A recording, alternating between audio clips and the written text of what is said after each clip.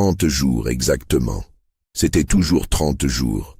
Pas 29, pas 31.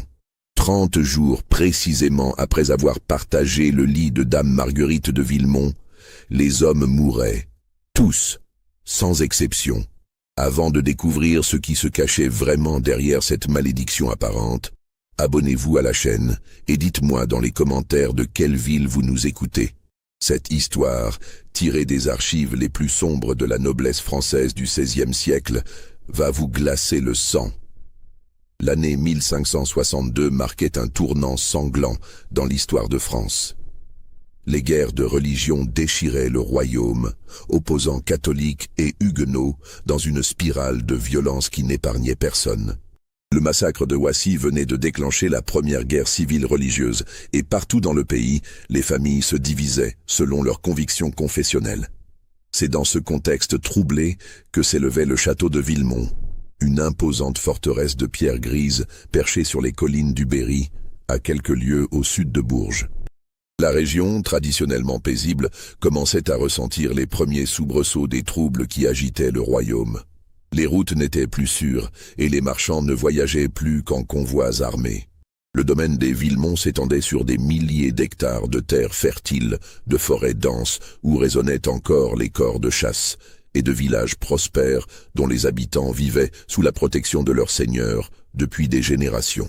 La famille, fidèle au roi et à la foi catholique depuis le règne de François Ier, avait accumulé une fortune considérable grâce au commerce des épices orientales et aux prêts accordés à la couronne lors des campagnes d'Italie. Le château lui-même témoignait de cette richesse ancestrale. Construite au XIIIe siècle sur les fondations d'une ancienne villa gallo-romaine, puis agrandie et embellie au fil des générations, il mêlait harmonieusement l'architecture gothique et les innovations de la Renaissance italienne.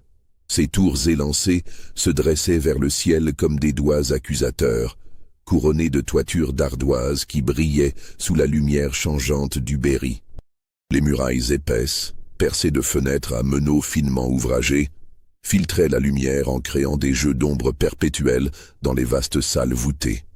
La cour d'honneur, pavée de pierres blanches de Touraine, était encadrée par 4 corps de bâtiments qui abritaient les appartements seigneuriaux, les communs, les écuries capables d'accueillir 50 chevaux, et la fameuse bibliothèque qui faisait la fierté de la famille.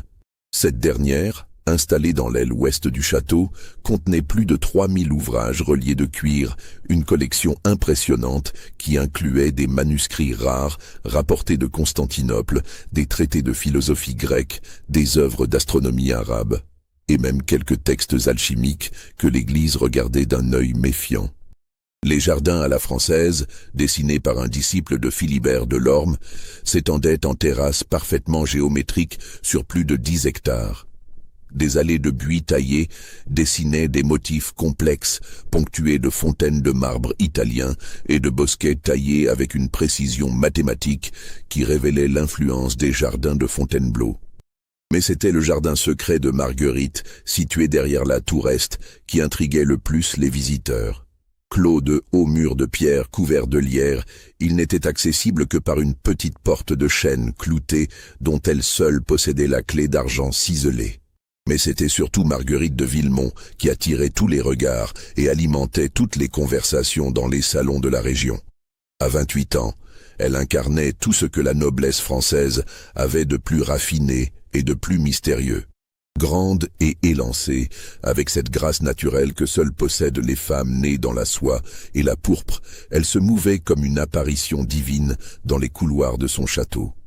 Ses cheveux, d'un noir de jais si intense qu'il semblait absorber la lumière, cascadaient sur ses épaules comme de la soie liquide, quand elle les laissait libres lors de ses promenades solitaires dans les jardins.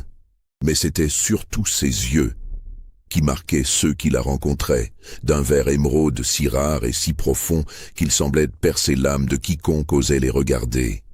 Sa peau, d'une pâleur de porcelaine qui témoignait de sa haute naissance, contrastait avec ses lèvres d'un rouge naturel qui ne nécessitait aucun fard ni artifice. Au-delà de sa beauté saisissante, Marguerite possédait une intelligence vive et une culture exceptionnelle pour une femme de son époque. Éduquée par les meilleurs précepteurs que l'argent des Villemont avait pu attirer, elle parlait couramment le latin classique, l'italien de Dante, l'espagnol de Cervantes et même quelques rudiments de grec ancien. Elle avait étudié l'astronomie de Ptolémée et de Copernic, la philosophie d'Aristote et de Platon, et même certains traités de médecine ancienne que son père avait rapportés de ses voyages commerciaux en Orient. Cette érudition peu commune, associée à sa beauté troublante et à sa fortune considérable, en faisait l'une des femmes les plus convoitées du royaume. Les prétendants se succédaient au château, venus de toute la France et même d'Italie ou d'Espagne, attirés par sa réputation qui s'étendait bien au-delà des frontières du Berry.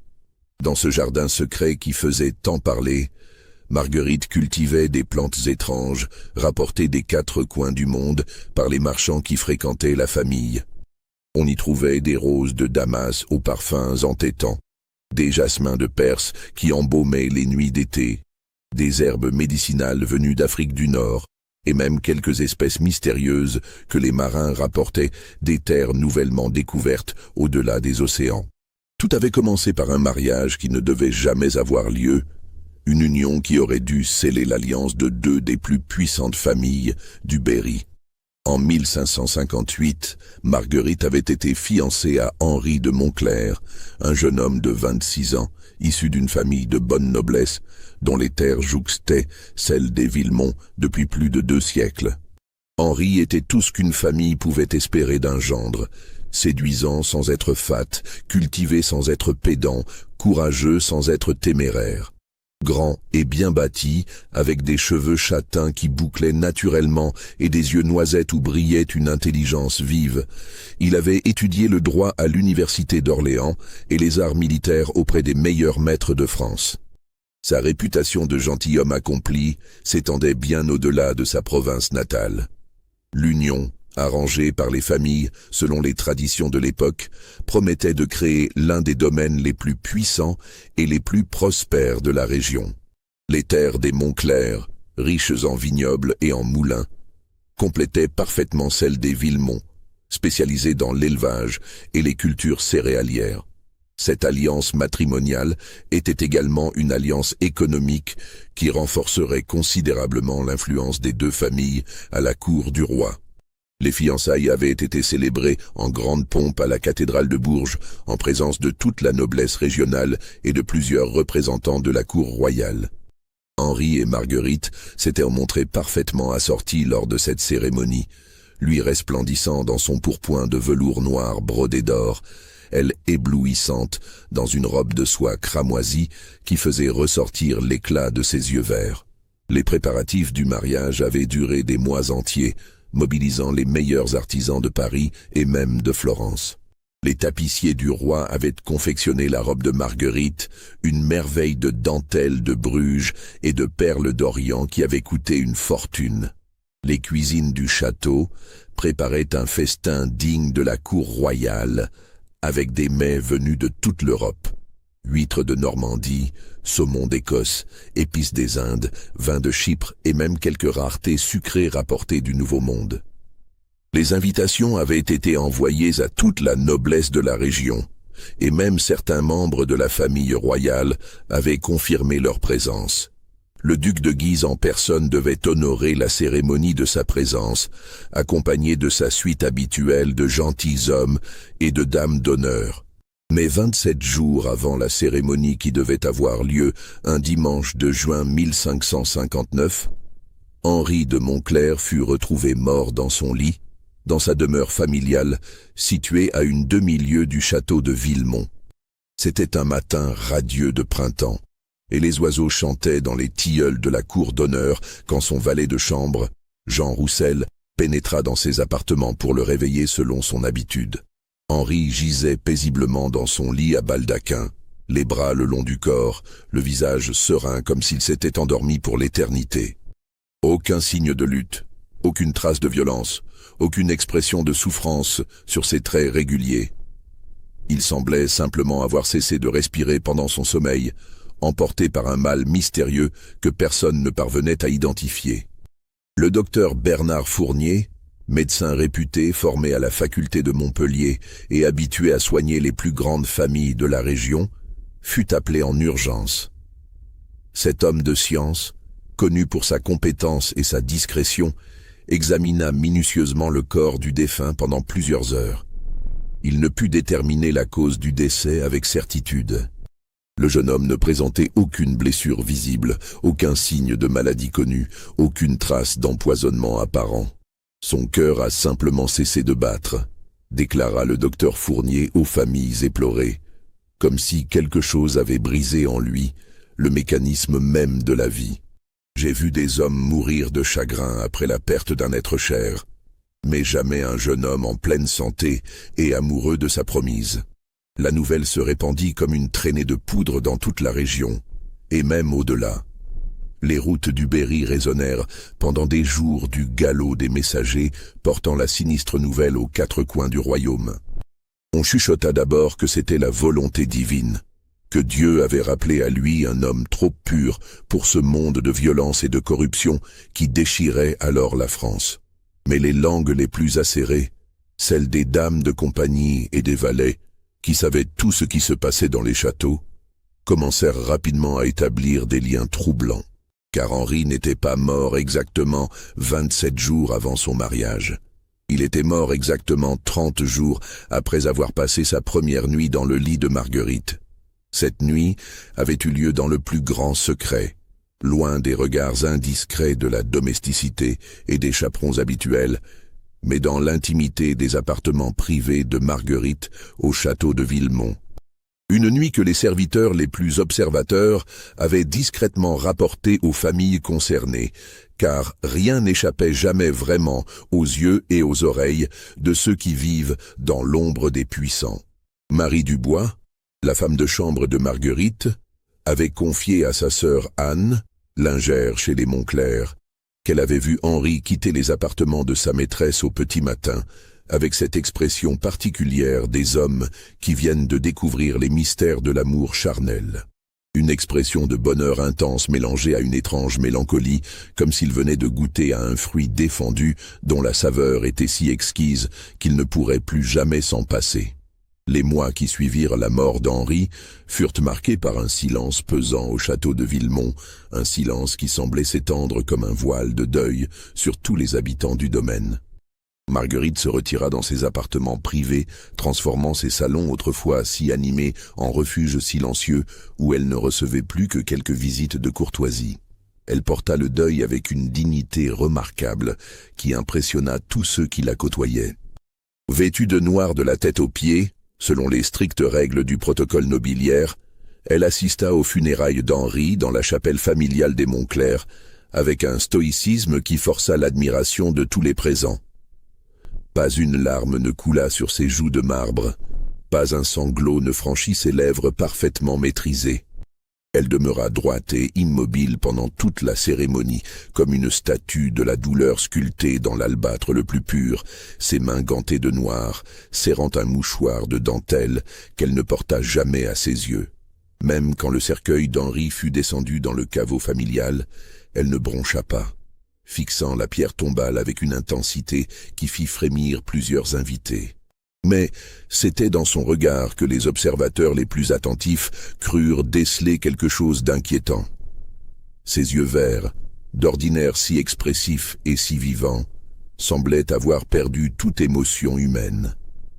Il fixait le cercueil d'Henri avec une froideur minérale qui glaça le sang de plusieurs membres de l'assistance. Certains y virent de la peine réprimée par l'orgueil nobiliaire, d'autres une indifférence troublante qui ne cadrait pas avec l'image de la fiancée éplorée. Le père Augustin, aumônier du château de Villemont et confesseur de Marguerite depuis son enfance, confia plus tard à son supérieur qu'il avait trouvé étrange l'attitude de sa pénitente lors de leurs entretiens spirituels suivant la tragédie. Elle parlait de la mort d'Henri comme d'un événement lointain qui ne la concernait qu'indirectement, écrivit-il dans une lettre retrouvée dans les archives diocésaines. Quand je lui demandais si elle souhaitait prier pour le repos de l'âme de son fiancé, elle me répondait que les morts n'avaient plus besoin des prières des vivants, car ils avaient rejoint leur véritable destinée. Les familles des environs respectueuses des convenances, laissèrent à Marguerite le temps nécessaire à son deuil. Selon les usages de l'époque, une jeune femme de bonne famille devait observer une période de retrait d'au moins 1 an avant de pouvoir envisager un nouveau mariage. Mais au fur et à mesure que les mois passaient, l'attitude de Marguerite intriguait de plus en plus son entourage. Elle refusa toutes les nouvelles propositions de mariage qui lui furent faites, et elles furent nombreuses, car sa beauté et sa fortune continuaient d'attirer les prétendants. Des gentilshommes de toute la France écrivaient à sa famille pour demander sa main, mais elle les éconduit tous avec une politesse glaciale, prétextant qu'elle n'était pas encore remise de son deuil et qu'elle avait besoin de temps pour cicatriser ses blessures. Pourtant, ceux qui l'observaient attentivement remarquaient que Marguerite ne semblait nullement affectée par la perte d'Henri. Au contraire, elle paraissait avoir retrouvé une vitalité nouvelle, comme si la mort de son fiancé l'avait libérée d'un fardeau, plutôt que de l'avoir accablée d'un chagrin.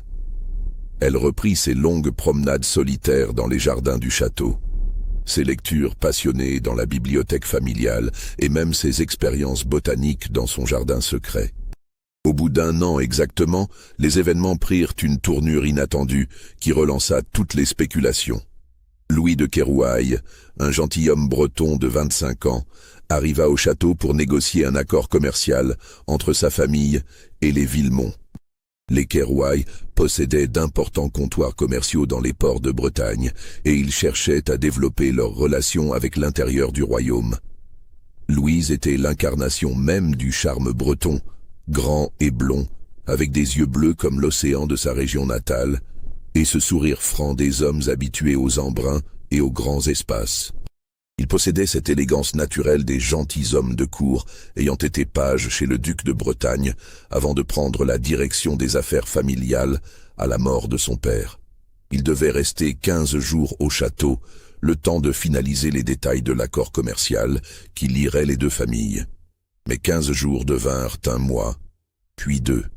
On le voyait de plus en plus souvent, en compagnie de Marguerite, se promenant dans les allées parfaitement entretenues des jardins à la française, conversant pendant des heures dans la bibliothèque au milieu des manuscrits anciens, partageant des repas en tête-à-tête dans le petit salon privé de la dame de maison. Les domestiques, observateurs discrets mais attentifs, remarquèrent que Louis avait commencé à passer ses nuits dans les appartements de Marguerite. Cela n'avait rien d'extraordinaire en soi.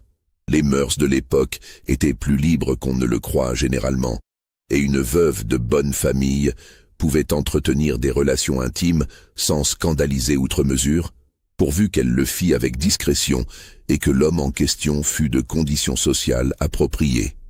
Ce qui était plus troublant, c'était l'évolution de Louis au fil des semaines passées au château. L'homme jovial et confiant qui était arrivé en Bretagne au début de l'automne semblait progressivement s'étioler sous les yeux de tous. Ses joues perdaient leur couleur rosée acquise au grand air marin, ses yeux leur éclat de jeunesse. Il maigrissait à vue d'œil, et les domestiques le surprenaient parfois à fixer le vide avec une expression d'angoisse inexplicable. Pierre Le Goff, son valet personnel qui l'avait accompagné depuis la Bretagne, confia ses inquiétudes à Marie Dubois lors d'une conversation dans les communs du château. « Mon maître n'est plus le même homme », lui dit-il d'une voix inquiète. En Bretagne, c'était un homme robuste qui montait à cheval par tous les temps et riait avec les marins dans les tavernes du port. Ici, il semble se consumer de l'intérieur, comme une chandelle qui fond. Marie Dubois elle-même avait remarqué des changements troublants chez Louis. Elle l'avait trouvé un matin dans sa chambre, assis au bord du lit, tremblant comme une feuille malgré la chaleur de l'été qui finissait. Quand elle lui avait demandé s'il était souffrant, il avait murmuré quelques mots incompréhensibles à propos de rêves étranges et de chuchotements dans la nuit. « Dame Marguerite me parle même dans mes songes », avait-il confié à Marie dans un moment d'égarement. Sa voix résonne dans ma tête jour et nuit, me appelant, me guidant vers des lieux que je ne reconnais pas. Parfois, je me réveille et je ne sais plus si je rêve encore ou si je suis vraiment éveillé.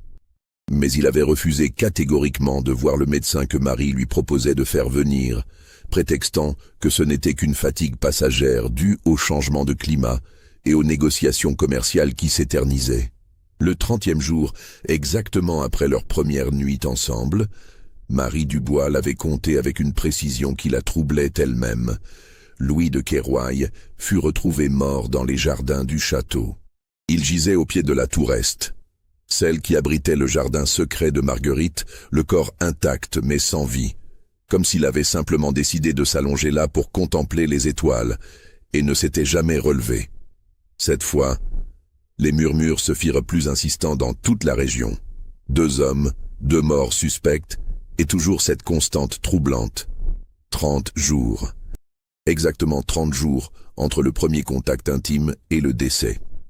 Les plus superstitieux parlaient déjà de malédiction familiale, rappelant que les Villemont avaient toujours eu la réputation d'être des gens un peu à part, trop cultivés, trop riches, trop beaux pour être tout à fait ordinaires.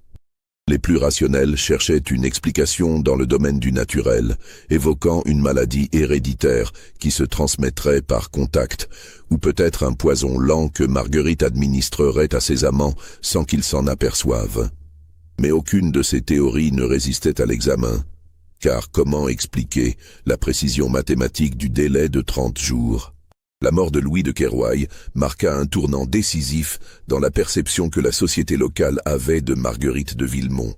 Les salons de la région bruissaient désormais de conversations à voix basse, où son nom revenait sans cesse accompagné d'interrogations inquiétantes et de suppositions de plus en plus audacieuses. Mais au lieu de l'isoler socialement comme on aurait pu s'y attendre, cette aura de mystère et de danger sembla paradoxalement renforcer son attraction sur la gent masculine. Car il y a dans la nature humaine, et particulièrement dans la nature masculine, une fascination irrésistible pour le danger lorsqu'il se part des atours de la beauté féminine. Antoine de Lussac fut le 3e à succomber à ses charmes et peut-être le plus intrigant de tous ses prétendants par le profil qu'il présentait. Cet homme de 40 ans, veuf depuis 3 ans et père de 2 enfants qu'il chérissait, était réputé dans toute la Bourgogne pour sa prudence et son bon sens en affaires. Propriétaire de vastes domaines viticoles qui produisaient certains des meilleurs vins de France, il était également connu pour son caractère méthodique et sa méfiance naturelle envers tout ce qui sortait de l'ordinaire. Contrairement aux précédents prétendants de Marguerite, Antoine connaissait parfaitement les rumeurs qui circulaient sur elle. Ses amis bourguignons l'avaient mis en garde avec insistance, lui rappelant les morts suspectes d'Henri et de Louis et lui conseillant de chercher épouse dans des familles moins controversées. Son propre confesseur, le père Julien Moreau, lui avait même formellement déconseillé cette union, parlant de signes troublants et de coïncidences qui dépassent l'entendement humain. Mais loin de le dissuader, ces avertissements ne firent qu'attiser la curiosité d'Antoine. Car cet homme était aussi un érudit, passionné d'alchimie et de philosophie naturelle, un esprit scientifique qui ne pouvait accepter qu'un phénomène demeure inexpliqué. L'idée qu'une femme puisse provoquer la mort de ses amants par des moyens inexpliqués le fascinait plus qu'elle ne l'effrayait. Il doit y avoir une explication rationnelle, avait-il confié à son ami Pierre de Montbard, médecin et alchimiste réputé. Les coïncidences n'existent pas dans la nature, et si cette femme tue réellement ses amants, c'est par des moyens que la science peut découvrir et comprendre. Je veux percer ce mystère, non par bravade, mais par soif de connaissance. Il arriva au château de Villemont en octobre 1560, accompagné de son secrétaire personnel, Claude Mercier, un homme méticuleux de 35 ans qui tenait depuis 15 ans un journal détaillé de tous les déplacements et activités de son maître. Ce journal, retrouvé bien des années plus tard dans les archives de la famille Lussac, constitue l'un des témoignages les plus troublants et les plus précis sur les événements qui se déroulèrent au château de Villemont. Mercier était un homme cultivé, ancien étudiant en théologie, qui avait renoncé à la prêtrise pour servir la famille Lussac. Il possédait cette capacité d'observation minutieuse des clercs formés à l'étude des textes sacrés, et son journal révèle un esprit analytique remarquable pour l'époque. Les premières entrées du journal décrivent Marguerite comme une femme d'une beauté saisissante, mais dont le regard semble porter en lui des secrets millénaires. Elle se meut dans son château avec la grâce d'une reine et l'assurance de quelqu'un qui connaît exactement l'effet qu'elle produit sur autrui. mais il y a dans ses yeux verts une profondeur troublante, comme si elle voyait au-delà des apparences et lisait dans les âmes avec la même facilité que nous lisons dans les livres. Mercier note que son maître, habituellement si maître de lui et si méthodique dans ses approches, paraît étrangement troublé par la présence de cette dame, comme un papillon attiré par une flamme dont il connaît pourtant le danger. Il passe des heures à converser avec elle dans la bibliothèque, prétextant s'intéresser à ses manuscrits rares, mais je le vois qu'il observe avec une fascination qui me laisse perplexe. Le 5e jour de leur séjour, Mercier écrit avec une précision troublante. Monsieur de Lussac a passé sa première nuit dans les appartements de Dame Marguerite. Il est revenu ce matin dans ses quartiers avec une expression que je ne lui connaissais pas, un mélange d'exaltation et d'inquiétude qui me laisse songeur. Quand je lui ai demandé s'il avait bien dormi, il m'a répondu d'une voix étrange, presque rêveuse. « Dormi ? Non, Claude, je ne pense pas avoir jamais été aussi éveillé de ma vie. Cette femme, elle possède des secrets que nous ne soupçonnons même pas. » Les jours suivants, les observations de Mercier deviennent de plus en plus inquiétantes et détaillées.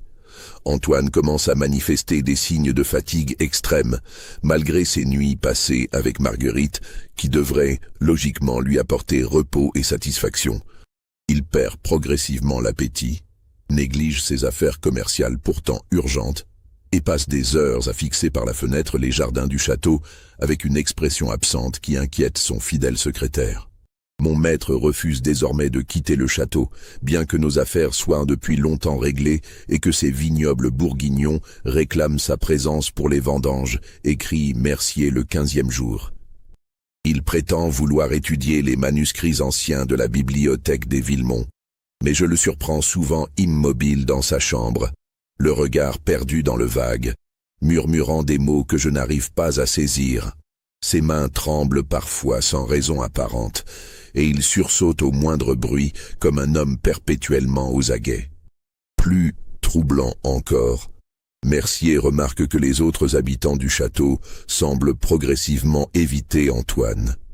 Les domestiques détournent le regard quand ils le croisent dans les couloirs, et même les chiens du domaine, d'ordinaire si sociables avec les invités de marque, fuient sa présence en gémissant comme s'ils percevaient quelque chose d'invisible à l'œil humain.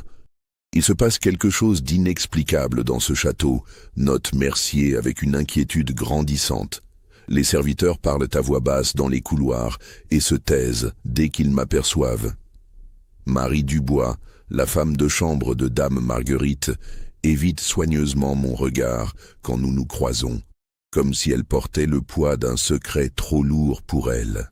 Le 25e jour, l'état d'Antoine s'aggrave dramatiquement d'une manière qui dépasse tout ce que Mercier avait pu observer jusque-là. Son journal de ce jour-là révèle une détresse profonde. Je ne reconnais plus mon maître. Il a perdu près de 10 livres depuis notre arrivée. Ses cheveux commencent à grisonner aux tempes, et ses yeux ont pris une teinte terne que je ne lui avais jamais vue. Ce matin, je l'ai trouvé agenouillé dans sa chambre, psalmodiant des prières dans une langue que je n'arrive pas à identifier. Quand j'ai voulu l'aider à se relever, il m'a repoussé avec une force surprenante en criant « Elle arrive, elle vient me chercher !» Mesdames Marguerite se trouvait dans ses appartements à ce moment-là. Je l'avais vue moi-même 1 heure plus tôt en train de lire dans sa bibliothèque. Le 28e jour fut marqué par un événement qui glaça le sang de tous les témoins et qui restera gravé dans la mémoire collective du château pour les années à venir. Antoine de Lussac fut retrouvé dans la bibliothèque du château, debout face à l'un des rayonnages les plus hauts, en train de réciter à voix haute des passages d'un livre qu'il tenait ouvert devant lui. Mais ce livre était écrit dans une langue que personne ne parvenait à identifier, ni latin, ni grec, ni hébreu, ni même arabe, langue que plusieurs personnes présentes maîtrisaient pourtant. Les mots qu'Antoine prononçait sonnaient comme une incantation morbide, avec des sonorités gutturales qui semblaient venir du fond des âges. Sa voix, d'ordinaire si posée et si mesurée, avait pris des inflexions étranges, tantôt sifflantes, tantôt caverneuses. Quand le père Augustin, l'aumônier du château, tenta de s'approcher de lui pour l'interrompre, Antoine se retourna brusquement. Son visage était devenu d'une pâleur cadavérique et ses yeux roulaient dans leurs orbites comme ceux d'un possédé. Il cracha au prêtre une suite de syllabes incompréhensibles avec une violence qui fit reculer l'homme d'église avant de s'effondrer subitement, pris de convulsions violentes qui secouaient tout son corps. On le transporta dans sa chambre où le docteur Fournier fut appelé en urgence depuis Bourges. Mais quand le médecin arriva, 3 heures plus tard, Antoine était déjà redevenu calme, presque serein. Il prétendait ne se souvenir de rien, affirmant simplement qu'il se sentait fatigué et qu'il avait besoin de repos. Le livre mystérieux avait disparu et personne ne put jamais le retrouver malgré des recherches minutieuses dans toute la bibliothèque. Le plus troublant, confia le docteur Fournier à Mercier, c'est que tous ses signes vitaux sont normaux. Son pouls est régulier, sa respiration paisible, ses pupilles réagissent correctement à la lumière. Physiquement, cet homme n'a rien, et pourtant... Il laissa sa phrase en suspens, visiblement troublé par quelque chose qu'il ne parvenait pas à exprimer. Marguerite, informée de l'incident, se rendit au chevet d'Antoine avec une sollicitude qui toucha tous les présents. Elle lui apporta une tisane de sa composition, un mélange d'herbes de son jardin secret qu'elle garantissait apaisant pour l'esprit troublé. La préparation dégageait un parfum étrange, à la fois envoûtant et légèrement entêtant, avec des notes que personne n'arrivait à identifier précisément. Antoine but la préparation avec reconnaissance et sembla effectivement retrouver un peu de sérénité. Ses tremblements s'apaisèrent, son regard redevint plus clair, et il put enfin s'endormir d'un sommeil qui paraissait naturel. Mais Mercier, de plus en plus inquiet pour son maître, remarqua que cette amélioration était précédée d'un phénomène troublant.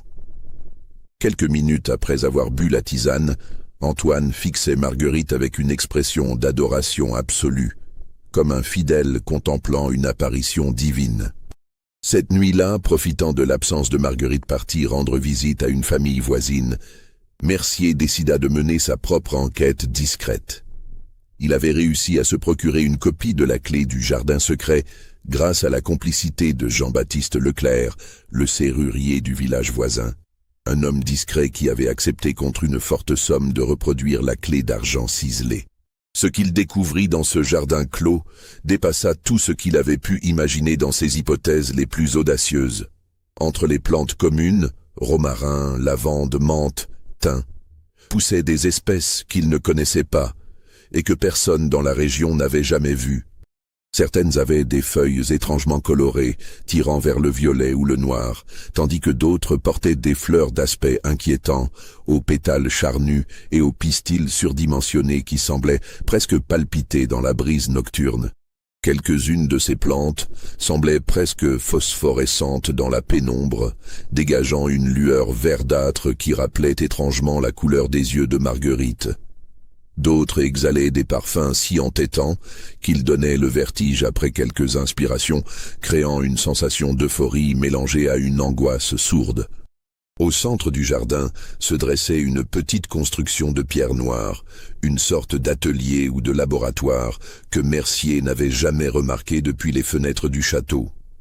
L'édifice, pas plus grand qu'une chapelle privée, était équipé d'alambics de verre soufflé, de mortiers de marbre de différentes tailles et de nombreuses fioles contenant des substances aux couleurs troublantes. Liquide rouge comme du sang, poudre d'un blanc immaculé, essence dorée qui scintillait à la lueur de la lune. Sur une table de marbre noir étaient disposés des manuscrits anciens, recouverts de symboles et de formules qui n'appartenaient à aucune science connue de Mercier. Les caractères, tracés à l'encre rouge sombre, ressemblaient parfois au latin, parfois au grec, mais incluaient aussi des signes qu'il n'avait jamais vus dans aucun livre, même dans les traités les plus ésotériques de la bibliothèque des Villemont. Mercier eut à peine le temps d'examiner quelques pages qu'il entendit des pas dans l'allée gravée qui menait au jardin. Il referma précipitamment les livres et sortit de la construction de pierre, mais non sans avoir aperçu, dans l'une des fioles les plus imposantes, un liquide d'un rouge sombre qui ressemblait étrangement à du sang frais. Cette vision le poursuivrait dans ses cauchemars pendant des années. Il parvint à sortir du jardin et à regagner ses quartiers sans être découvert. Mais cette exploration nocturne le plongea dans un dilemme terrible. Devait-il avertir son maître des soupçons qui commençaient à prendre forme dans son esprit? Ou risquerait-il ainsi de précipiter les événements qu'il redoutait le plus? Après une nuit blanche passée à réfléchir, il choisit finalement un compromis qui témoignait de sa prudence. Il rédigea une lettre détaillée qu'il cacha dans ses affaires personnelles, avec instruction de la remettre aux autorités ecclésiastiques et civiles si quelque chose devait lui arriver ou arriver à Antoine. Le 29e jour, Antoine de Lussac sembla retrouver une partie de sa lucidité d'autrefois, comme si un voile s'était temporairement levé de son esprit troublé. Il convoqua Claude Mercier dans sa chambre et lui tint des propos qui glacèrent le sang de son fidèle secrétaire et qui révélèrent l'étendue de l'horreur qui se déroulait au château de Villemont. « Claude, mon ami, je sais que vous vous inquiétez pour moi depuis notre arrivée, et vous avez 1000 fois raison de le faire. Quelque chose d'extraordinaire et de terrible se passe dans ce château, quelque chose qui dépasse l'entendement humain ordinaire. Cette femme, Marguerite, elle n'est pas ce qu'elle semble être. Elle n'est pas ce que nous croyons qu'elle est. » Sa voix était faible, mais étonnamment claire, comme celle d'un mourant qui rassemble ses dernières forces pour transmettre un message capital. Chaque nuit que je passe avec elle, je sens une partie de moi-même s'échapper, s'évaporer, comme si elle aspirait mon essence vitale par des moyens que ma formation d'homme de science ne peut expliquer. Mais le plus troublant, le plus terrifiant, c'est que je ne peux pas résister à cette attraction. Plus elle me vide de mes forces, plus j'ai besoin d'elle, comme un homme assoiffé qui boirait de l'eau salée en sachant qu'elle va accélérer sa mort. Antoine se dirigea vers un coffret de voyage en cuir de Cordoue et en sortit un petit livre relié de cuir noir qu'il tendit à Mercier avec des mains tremblantes. J'ai dérobé ceci dans son laboratoire secret, dans cette construction de pierre noire que vous avez certainement remarqué au centre de son jardin privé. C'est son journal personnel, écrit dans un mélange de latin classique et d'une langue orientale ancienne que j'ai mis des semaines à déchiffrer avec l'aide des manuscrits de la bibliothèque. Marguerite de Villemont n'est pas seulement une femme cultivée, Claude. C'est une manipulatrice d'une habileté diabolique, mais pas n'importe quelle manipulatrice. Les mains tremblantes, Antoine ouvrit le livre à une page marquée d'un signet d'argent et montra à Mercier des pages couvertes d'une écriture serrée et nerveuse. Regardez ces notes, ces observations minutieuses. Elle n'empoisonne pas ses amants avec des substances toxiques, comme je l'avais d'abord cru en découvrant son laboratoire. Elle utilise une méthode beaucoup plus sophistiquée, beaucoup plus perverse et beaucoup plus efficace. Elle étudie chaque homme comme un anatomiste étudie un cadavre, identifiant ses faiblesses psychologiques, ses manques affectifs, ses blessures secrètes, ses désirs inavoués. Mercier se pencha sur le livre, déchiffrant avec difficulté l'écriture serrée de Marguerite. Les pages étaient couvertes d'observations minutieuses sur le comportement de ses victimes, des diagrammes étranges représentant ce qui semblait être des cartes de l'âme humaine, et des formules incompréhensibles qui n'avaient rien à voir avec la chimie ou l'alchimie traditionnelle. Chaque nuit d'amour est une séance d'études approfondie, poursuivit Antoine d'une voix de plus en plus faible. Elle note nos réactions les plus intimes, nos mots prononcés dans l'extase, nos faiblesses révélées dans l'abandon le plus total. Puis elle utilise toutes ces informations pour s'infiltrer progressivement dans notre esprit, devenant exactement ce dont nous avons le plus besoin, comblant des vides que nous ignorions même avoir en nous. Antoine tourna plusieurs pages, révélant des schémas complexes qui représentaient visiblement des processus psychologiques d'une sophistication troublante. Regardez ici, Claude. Elle a cartographié mes émotions comme un navigateur cartographie les côtes d'un continent inconnu. Elle sait exactement quand me donner de l'espoir et quand me plonger dans l'angoisse pour maximiser mon attachement. Elle dose mes plaisirs et mes souffrances avec la précision d'un apothicaire dosant ses remèdes les plus délicats. Mercier découvrait avec horreur que le journal contenait des observations détaillées sur lui-même. Marguerite avait noté ses habitudes quotidiennes, ses tics nerveux, ses expressions faciales quand il s'inquiétait pour son maître. Elle avait même prévu ses réactions possibles en cas de découverte de la vérité, comme si elle jouait une partie d'échecs dont elle connaissait tous les coups à l'avance. « Mais pourquoi ?» demanda Mercier d'une voix étranglée. « Pour quelle raison fait-elle cela? Quelle peut être sa motivation ?» Antoine tourna d'autres pages avec des gestes lents et mesurés, révélant des passages écrits d'une écriture plus ancienne, visiblement recopiés d'autres sources encore plus mystérieuses. « Vengeance », murmura-t-il comme s'il prononçait un mot sacré. « Tout part d'une vengeance ancestrale, Claude. Marguerite n'est pas vraiment une Villemont de naissance. Elle est née Marguerite Ravaillac, fille naturelle d'un petit noble ruiné qui fut accusé à tort d'hérésie par l'Inquisition lors des grandes persécutions contre les Huguenots. Son père fut brûlé vif sur la place publique de Bourges, ses biens confisqués par la couronne, sa famille entière déshonorée et dispersée aux quatre vents. Il montrait du doigt un passage particulièrement dense du journal, écrit dans cette écriture nerveuse qui trahissait une passion contenue. Elle avait 14 ans quand cela s'est produit, 14 ans quand elle a vu son père mourir dans les flammes sous les acclamations de la foule. Recueillie par les Villemont qui ignoraient ses origines véritables, elle s'était présentée comme la pupille d'une famille amie décédée. Elle a passé les années suivantes à planifier sa vengeance contre la noblesse qui avait détruit sa famille. Mais ce n'est pas une vengeance aveugle, Claude, c'est une œuvre d'art macabre, d'une sophistication terrifiante. Antoine lut à voix haute un extrait du journal, sa voix tremblant d'émotion.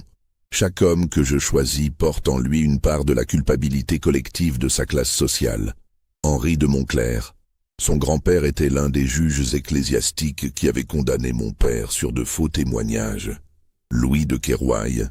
Sa famille avait témoigné contre les Ravaillac lors du procès en échange de faveurs royales et de terres confisquées. Et Antoine de Lussac. Son propre père avait été l'un des bourgeois de Bourges qui avait réclamé l'exécution de Jean Ravaillac avec le plus de véhémence, espérant récupérer une partie de nos terres pour agrandir ses vignobles. Sa voix se brisa sur ces derniers mots. J'étais trop jeune pour me souvenir de ces événements, mais elle n'a jamais oublié. Chaque baiser qu'elle me donne est empoisonné par la haine qu'elle porte à ma lignée. Chaque caresse est calculée pour me détruire plus sûrement qu'aucune arme. Cette nuit-là, la 30e exactement depuis leur première union, Antoine de Lussac rejoignit Marguerite dans ses appartements pour ce qui devait être leur dernière étreinte. Mais cette fois, il était résolu à jouer ses dernières cartes et à dévoiler la vérité qu'il avait découverte. Mercier, caché derrière une tapisserie dans un passage secret qu'il avait découvert lors de ses explorations nocturnes, put assister à leur confrontation finale. Ce qu'il vit et entendit cette nuit-là le hanterait jusqu'à la fin de ses jours et constituerait le témoignage le plus précis sur les véritables méthodes de Marguerite. Marguerite accueillit Antoine avec sa tendresse habituelle, mais lui la regardait maintenant avec des yeux dessillés qui avaient perdu toute illusion. « Je sais qui vous êtes vraiment, Marguerite Ravaillac, » dit-il d'une voix calme mais ferme. « Je sais ce que vous faites et pourquoi vous le faites. J'ai lu votre journal, j'ai découvert vos secrets. » Pour la première fois depuis que Mercier la connaissait, l'expression de Marguerite changea du tout au tout. Le masque de douceur et de vulnérabilité tomba comme un voile qu'on arrache, révélant un visage d'une beauté glaciale et d'une intelligence impitoyable qui glaça le sang du secrétaire dissimulé. « Ainsi vous avez déchiffré mon journal », répondit-elle sans chercher à nier, sa voix prenant des inflexions qu'elle n'avait jamais utilisées devant témoins. « J'avoue que j'espérais que vous seriez le premier à comprendre. Votre réputation d'érudit et d'homme de science n'est décidément pas usurpée. Pourquoi moi? Pourquoi avoir choisi spécifiquement la famille Lussac pour votre vengeance ?» Marguerite s'approcha de lui avec la grâce dangereuse d'un félin qui s'apprête à bondir. « Parce que votre père n'était pas seulement l'un de ceux qui ont réclamé la mort du mien avec le plus d'acharnement. Il était celui qui a trouvé le prétexte légal pour confisquer nos terres, un prétexte mensonger basé sur de faux témoignages qu'il avait lui-même orchestrés et payés. » Elle caressa le visage d'Antoine avec une tendresse qui contrastait de manière saisissante avec la froideur implacable de ses paroles. « Votre famille a prospéré sur les ruines de la mienne, Antoine. Vos vignobles bourguignons poussent sur les terres qui appartenaient autrefois aux Ravaillac depuis le règne de Philippe Auguste. Chaque coupe de vin que vous buvez est arrosée du sang de mon père. Chaque pièce d'or que vous gagnez provient de notre déchéance. Et vous pensez que ma mort rachètera cette injustice ancienne? Votre mort? Non, Antoine. Votre mort n'est qu'un commencement, le premier acte d'une pièce beaucoup plus longue. » Marguerite se dirigea vers un secrétaire de marqueterie, d'où elle sortit un parchemin scellé avec de la cire rouge. « Voici votre testament, que vous allez signer de votre pleine volonté, sans qu'aucune contrainte physique soit exercée sur vous. Un testament qui lègue tous vos biens à l'Église, à charge pour elle de dire des messes perpétuelles pour le repos de l'âme de Jean Ravaillac, injustement condamné. Vos enfants n'hériteront de rien, comme je n'ai rien hérité de mon père. » Antoine comprit alors l'étendue diabolique de la machination.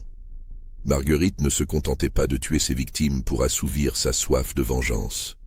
Elle orchestrait leur ruine posthume avec une précision chirurgicale, s'assurant que leur famille connaîtrait la même déchéance que la sienne avait connue. « Et si je refuse de signer ce document, vous signerez, Antoine, parce que vous m'aimez plus que tout au monde, plus que vos enfants, plus que votre propre vie, parce que je suis devenu votre raison d'exister, votre seule source de bonheur, et parce que mourir en me désobéissant vous causerait une souffrance plus grande que la mort elle-même. » Elle avait raison, et Antoine le savait.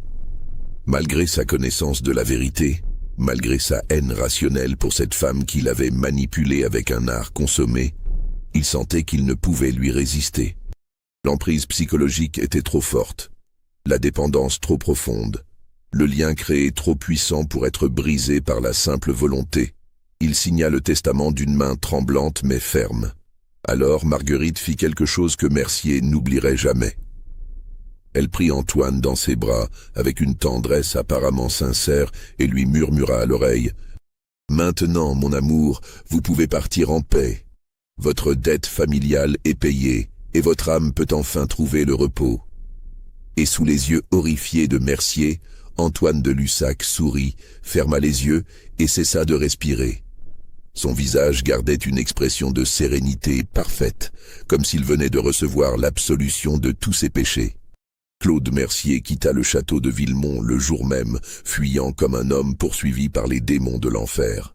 Il emportait avec lui le journal de Marguerite, une copie du testament qu'Antoine avait signé, et sa propre lettre accusatrice, rédigée avec un soin méticuleux. Mais quand il tenta de porter plainte auprès des autorités civiles et ecclésiastiques de Bourges, il se heurta à un mur d'indifférence et de scepticisme qui le découragea profondément. Comment prouver qu'une femme tuait ses amants par manipulation psychologique et emprise spirituelle? Comment faire croire à une méthode d'assassinat si raffinée qu'elle ne laissait aucune trace physique et qui relevait davantage de la sorcellerie que du crime ordinaire? Les magistrats et les prêtres le prirent pour un serviteur jaloux, cherchant à salir la réputation de sa maîtresse pour des raisons personnelles ou pour un homme dont l'esprit avait été troublé par les événements auxquels il avait assisté. De plus, Marguerite de Villemont bénéficiait de protections puissantes dans toute la hiérarchie sociale et religieuse. Sa famille avait prêté des sommes considérables à la couronne pour financer les guerres d'Italie et plusieurs nobles influents de la cour étaient liés aux Villemont par des intérêts commerciaux, des alliances matrimoniales ou des dettes de reconnaissance. Quand Mercier insista pour faire examiner le corps d'Antoine par un médecin indépendant, on lui répondit que celui-ci avait déjà été inhumé selon ses dernières volontés dans le caveau familial bourguignon. Pire encore, le testament d'Antoine fut validé sans discussion par les tribunaux ecclésiastiques, malgré les protestations véhémentes de ses enfants et de sa famille.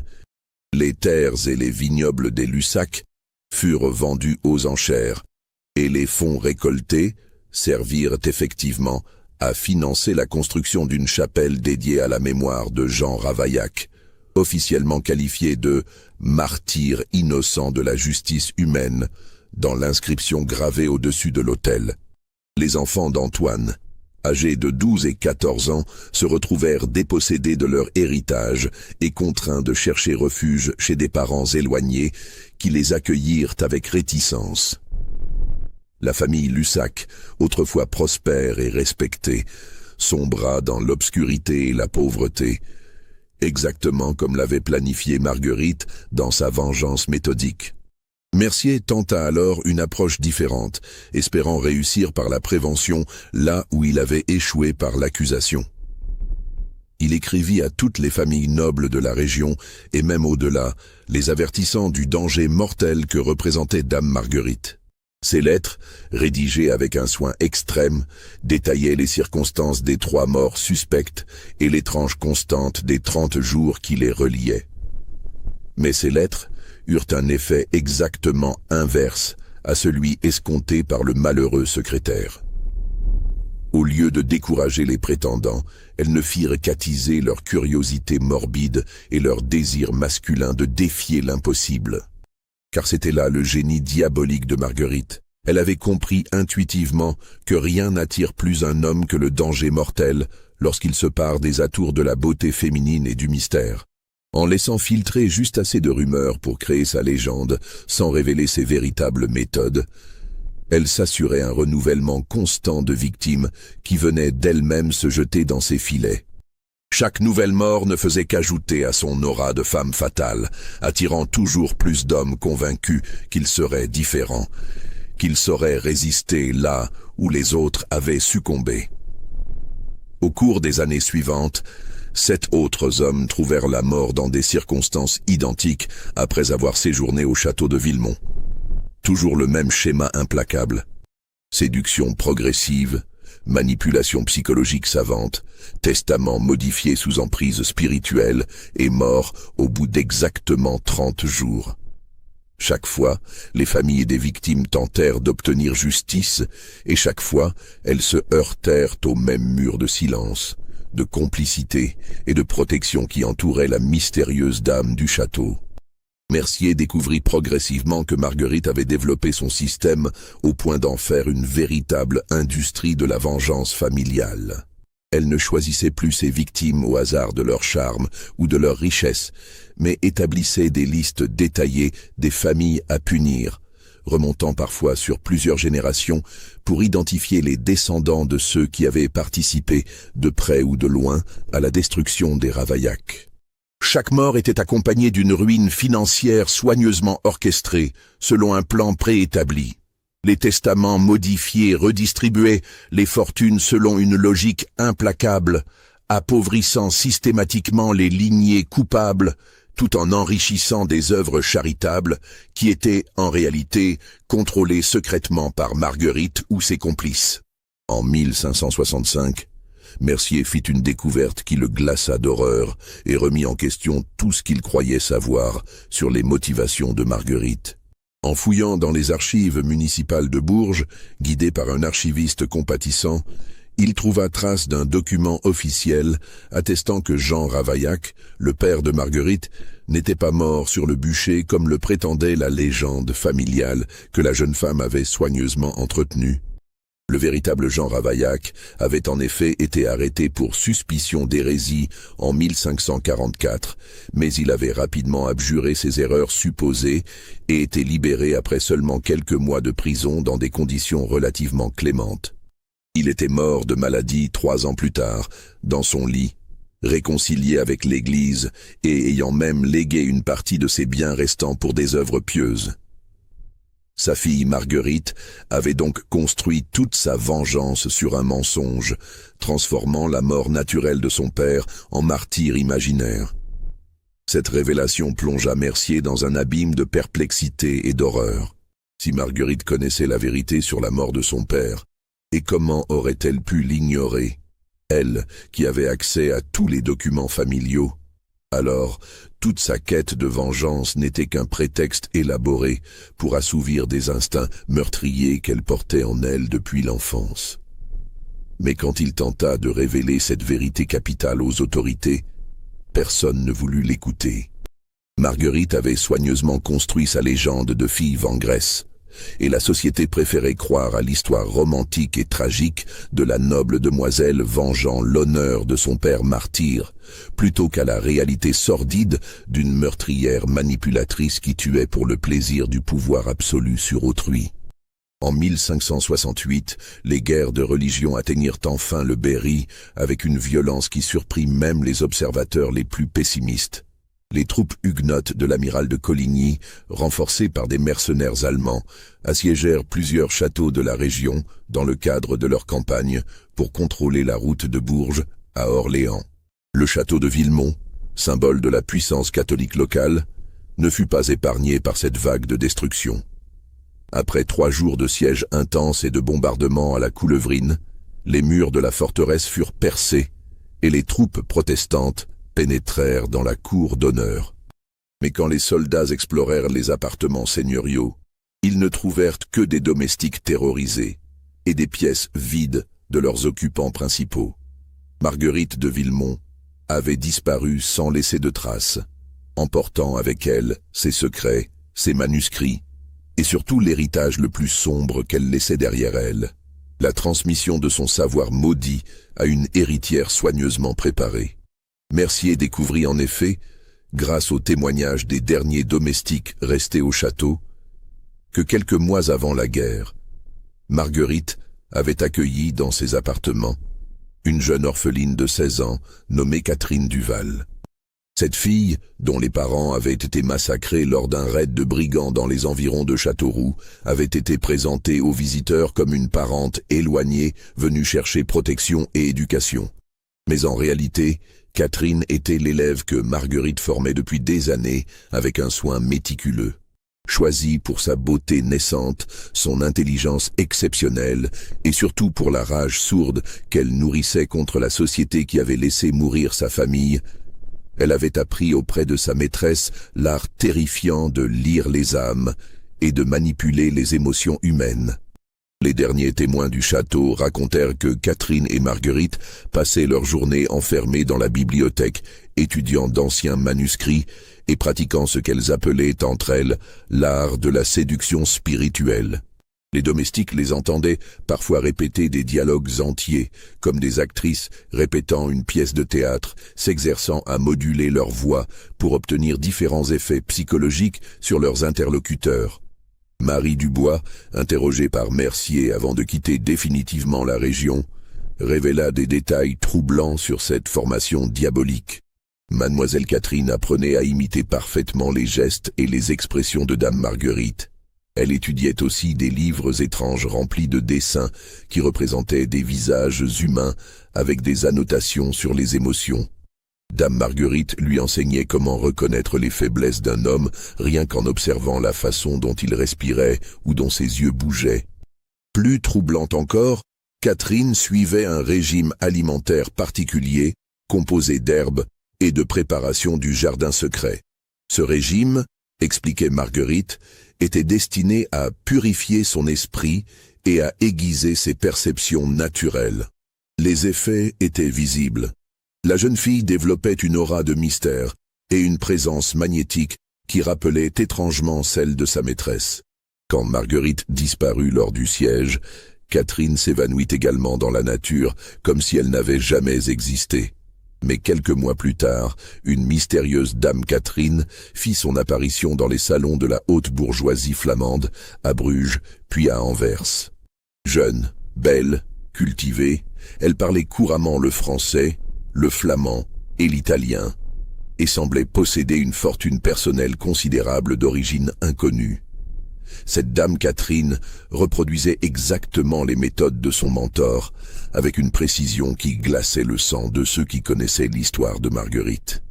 Elle séduisait les hommes les plus en vue de la région avec un art consommé, et inévitablement, ces hommes mouraient au bout d'exactement 30 jours, dans des circonstances qui rappelaient étrangement celles des victimes du château de Villemont.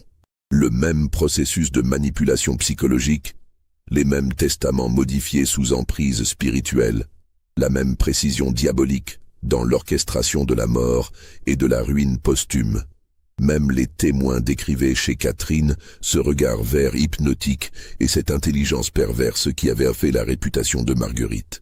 Mercier comprit alors avec une horreur grandissante que Marguerite n'avait pas seulement créé une méthode de meurtre parfaite.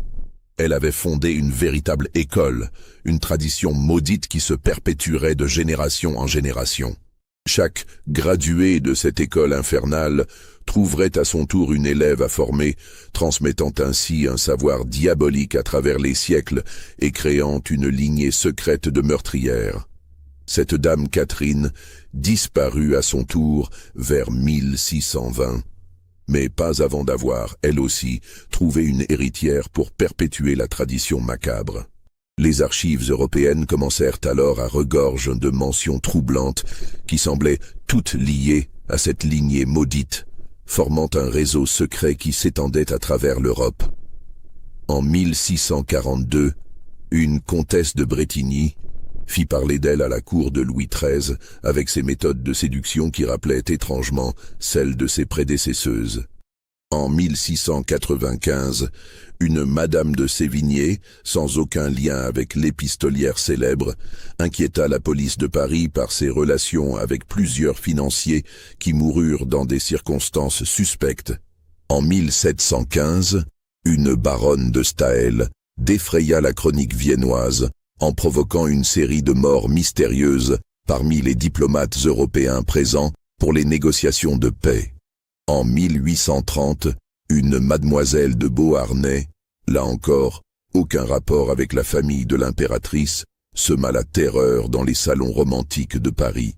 Toujours le même profil implacable.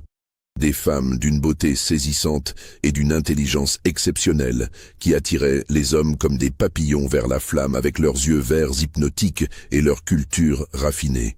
Toujours les mêmes conséquences tragiques, des morts mystérieuses après exactement 30 jours, accompagnées de ruines financières soigneusement orchestrées et de redistribution de fortune qui suivaient une logique secrète.